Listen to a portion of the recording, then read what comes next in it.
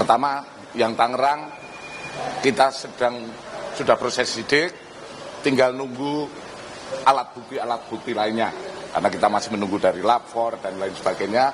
Tapi kalau proses pemeriksaan penyidik sudah merasa cukup, hanya tinggal pembuktian terkait barang yang palsu. Tentu saja ini secara saintifik di lapor. Kemudian yang kedua adalah pagar laut yang terjadi di wilayah Bekasi, di mana kita ketahui bersama bahwa tanggal 7 Februari kemarin dari BPN telah membuat laporan polisi LPB nomor 64 Romawi 2 2025 SPKT Baris Krim Polri, di mana yang dilaporkan adalah tindak pidana pemalsuan surat dan atau pemalsuan akta otentik dan atau penempatan keterangan palsu ke dalam akta otentik, junto turut serta membantu melakukan sebagaimana dimaksud dalam pasal 263 KUHP atau pasal 264 KUHP dan atau pasal 266 KUHP junto pasal 55, 56 KUHP, yang mana terkait 93 sertifikat hak milik yang terjadi di Desa Sagarajaya, Kecamatan Tarumajaya, Kabupaten Bekasi, Provinsi Jawa Barat sekitar tahun 2022. Saat ini penyidik sudah memeriksa yaitu antara lain pelapor, ketua dan anggota ex panitia adjudikasi PTSL atas penerbitan 93 sertifikat hak milik yang terjadi di Desa Sagarajaya, kemudian para pejabat kantor pertanahan Kabupaten Bekasi dan pegawai pada Inspektorat Jenderal Kementerian ATR BPN. Dari hasil pemeriksaan saat ini diperoleh data dan fakta bahwa diduga modus operandi yang dilakukan oleh para oknum atau pelaku adalah merubah data 93 SHM.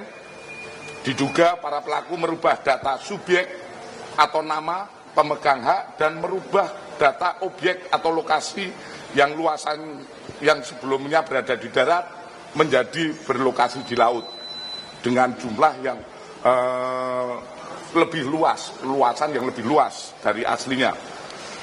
Kalau kita melihat dari apa yang kita laksanakan penyidikan terkait di Kohot dengan di Bekasi, itu ada perbedaan, yaitu jika pada kasus Kohot kita melihat bahwa pemalsuan dokumen dilakukan pada saat sebelum atau saat proses penerbitan sertifikat. Sedangkan yang terjadi di Bekasi adalah pemalsuan dilakukan pasca terbit sertifikat asli atas nama pemegang hak yang sah, kemudian dirubah sedemikian rupa menjadi nama pemegang hak yang baru, kemudian dirubah dengan alasan revisi, di mana dimasukkan baik itu perubahan ordinat dan nama, sehingga ada pergeseran tempat dari yang tadinya di darat bergeser ke laut dengan luasan yang lebih luas. Itu yang pertama. Kemudian dari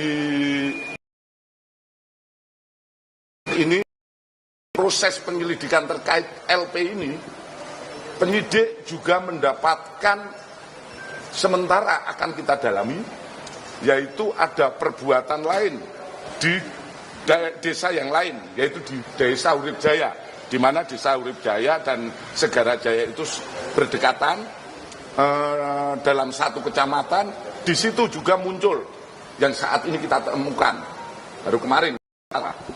Ini yang kemudian kita dalami. Kalau kaitan dengan Sagarajaya, ini kita masih tidak ada kaitannya dengan PT itu. Dalam proses penyelidikan, penyidik mendapatkan di luar LP ini.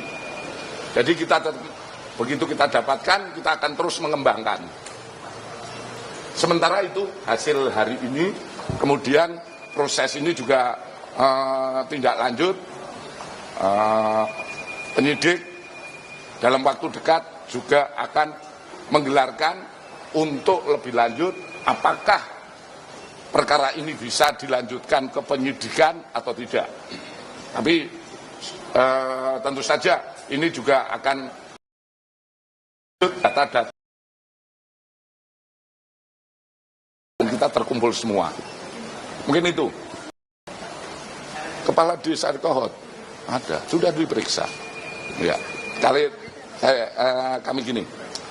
Tadi saya sampaikan untuk proses yang di Kohot saat ini kita sudah memeriksa semua.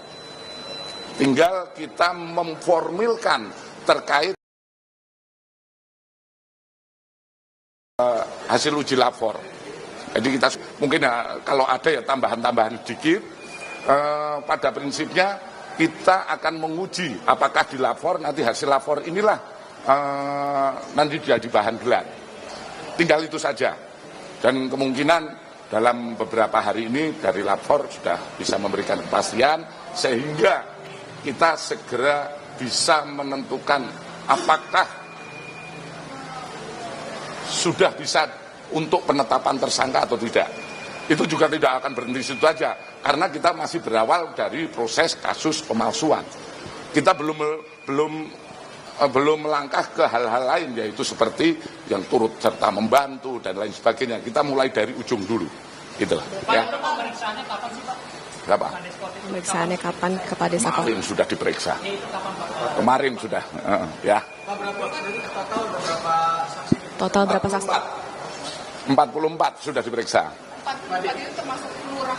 Ya, termasuk lurah, saksi-saksi, kemudian masyarakat yang ada di situ.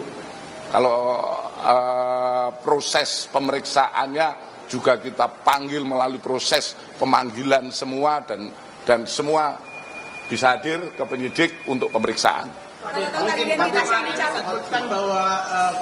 Disebutkan minggu ini atau minggu depan akan gelar perkara. Tadi kan sudah tidak ada pemeriksaan saksi. Apakah tidak ada pemeriksaan saksi, apakah bisa dipastikan minggu depan akan dilakukan gelar perkara? Tadi saya sudah jelaskan, nunggu hasil lapor. Itu kan nggak bisa kita serta-merta kapan, karena lapor juga proses penelitiannya yang secara saintifik itu yang akan kita laksanakan. Pak, di kasus Bekasi kan ada pihak PT PRPN itu kan sudah mengakui bersalah. Nah, itu apakah di kasus pagar laut Bekasi ya, dia bersalah melakukan kegiatan reklamasi dan segala macamnya. Apakah itu akan diperiksa juga oleh penyidik? Gini, kita memeriksa secara saintifik dari awal, seperti tadi saya sampaikan, ya. Saya sampaikan kasusnya apa sih? 263 pemalsuan. Pemalsuannya apa? Seperti yang sudah saya jelaskan. Jadi itu proses dulu. Setelah itu kita bisa menentukan itu benar palsu secara saintifik. Tentu setelah itu akan berkembang. Bagaimana? Itu adalah proses penyidikan yang profesional. Tidak langsung menuduh, oh ini turut serta, oh ini korupsi. Itu nggak boleh. Kita harus secara berjenjang. Dari awalnya kasusnya seperti apa? Memang kalau ini mungkin juga menjadi perhatian ataupun pembelajaran bagi masyarakat bahwa proses itu tidak serta-merta, ya, proses hukum tidak serta-merta mengatakan itu korupsi, itu pemalsuan, itu turut serta, itu terlibat, tidak bisa. Kita harus melihat secara profesional, dibuktikan dulu apakah itu palsu tidak. Oh itu palsu, siapa yang memalsukan, dilengkapi dengan alat bukti, oh ini perannya siapa yang itulah proses penyidikan yang profesional, dan kami penyidik dari Bareskrim tentu saja akan selalu terus transparan dalam proses penyidikan ini. Upaya pencekalan, Pak, karena dikhawatirkan. Upaya pencekalan. Kades Kohot. Untuk proses pencekalan harus tersangka. Saksi bukannya bisa dicekal gitu. Pak, kemarin Pak Arsin itu sempat membantah lah kalau misalnya dia tidak melakukan, tapi ada pihak ketiga Pak, inisialnya S. Tapi dari pemeriksaan Ada pihak ketiga inisial S dari penyidik, ada tidak keterlibatan S yang mungkin sudah diperiksa.